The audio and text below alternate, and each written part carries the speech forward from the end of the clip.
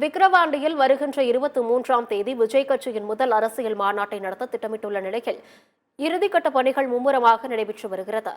நடிகர் விஜய் அண்மையில் தொடங்கிய தமிழக வெற்றிக் கழகத்தின் முதல் மாநாட்டை மிக பிரம்மாண்டமான முறையில் நடத்த கட்சியினர் முடிவு செய்துள்ளனர்.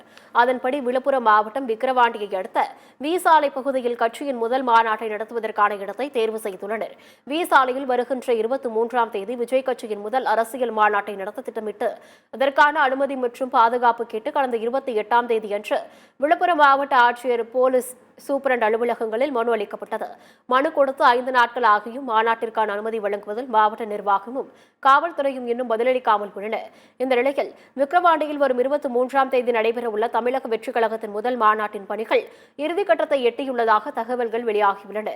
தவேகாவின் மாநாட்டை முன்னிட்டு ஒவ்வொரு சட்டமன்ற தொகுதிகளுக்கும் 4 பொறுப்பாளர்கள் நியமிக்க உள்ளதாகவும் மாநாட்டின் கட்சியின் தலைவர் விஜய் கொள்கைகள் குறித்தும் பேச உள்ளதாகவும் தகவல் வெளியாகியுள்ளது.